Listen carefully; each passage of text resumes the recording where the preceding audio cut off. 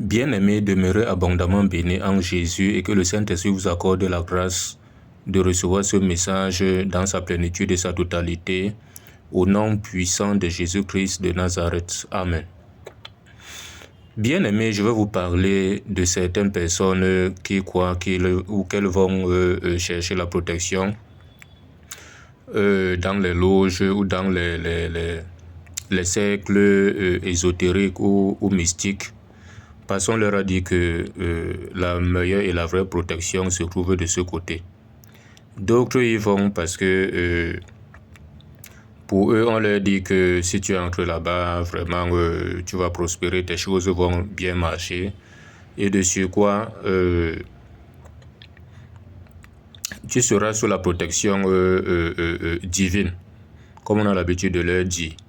Vous voyez d'autres parfois avec des bagues, d'autres ont certaines incantations qu'ils font à une certaine heure. Bien aimé, ici, à la lumière de la parole, on va comprendre certaines choses. Parce que tout cela amène parfois d'autres à se lancer dans des sacrifices humains. Hein. Et on leur fait croire que si tu ne fais pas ces sacrifices-là, tes choses ne vont pas prospérer et toi-même aussi, tu ne vas pas... du moins... Tu ne recevras pas ce dont tu aimerais recevoir. Et donc, quand ils commencent déjà à faire ces sacrifices comme ça, ça va au fur et à mesure. On les trompe même dans les réunions bizarres, et tu y entres. C'est comme ça qu'on fait une quête, on te donne, ne sachant pas qu'on t'a déjà initié dans des choses comme ça. Et par après, on te dit que tu ne peux pas sortir. Si tu sors, c'est ta tête qui va rester.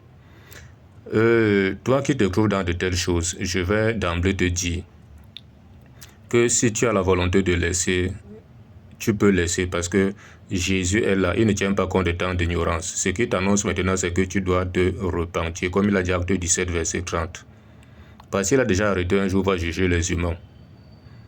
C'est pour cela que toi qui es là, le Seigneur Jésus ne veut pas que tu périsses, mais que tu changes de conduite et que tu sois sauvé. Tu abandonnes tout ça, comme Ésaïe 55, verset 7 le dit. Vous allez même trouver d'autres... parce que, bon, ils étaient dans le dénouement total. Bon, après, les choses ont commencé à bien marcher. Finalement, ils se disent que sortir de là, vraiment, les choses vont tomber en ruine. Mais tu dois comprendre que le diable ne donne rien pour rien. Il donne avec la main droite et il récupère avec la main gauche. Seules les bénédictions de Dieu ne sont accompagnées d'aucun chagrin. Comme Proverbe 10, verset 22 le dit, que c'est la bénédiction de l'Éternel qui enrichit, ne la fait suivre d'aucun chagrin. Comprends qu'on te trompe parce que Jésus a tout payé à la croix. Ce qu'il attend de toi, c'est ton engagement dans la foi. Comme Acte 2, verset 38 le dit, repentez-vous, repens-toi. Donc regrette ce que tu es en train de mener là comme vie. Et change totalement en t'engageant dans les eaux. Au nom de Jésus, pour le pardon de tes péchés, tu reçois le don du Saint-Esprit. Tout ce que tu as eu à faire là-bas et les menaces qu'on a eu à te faire, que si tu sors, tu vas mourir quelques jours après, ça n'aura pas d'effet ni d'impact dans ta vie.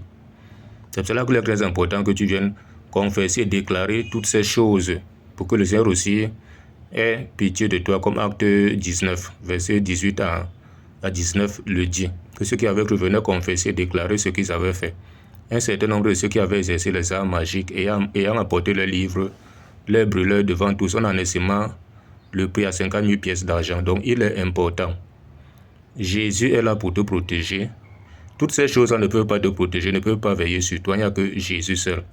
C'est pour cela que Jean 5, verset 18 dit, « Celui qui est né de Dieu ne pêche pas, mais celui qui est né de Dieu se garde lui-même et le malin ne le touche pas. Deviens enfant de Dieu.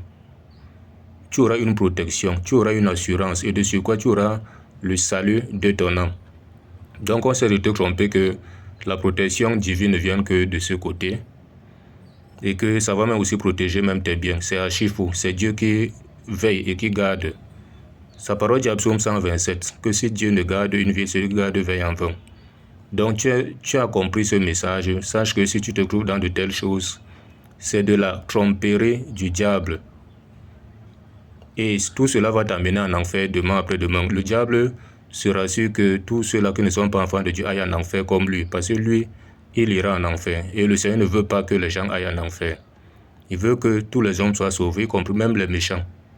Parce que le temps de feu n'est pas un bon lieu pour un être humain. Donc voilà un peu ça. Ok, dans la paix, au nom de Jésus-Christ. Amen.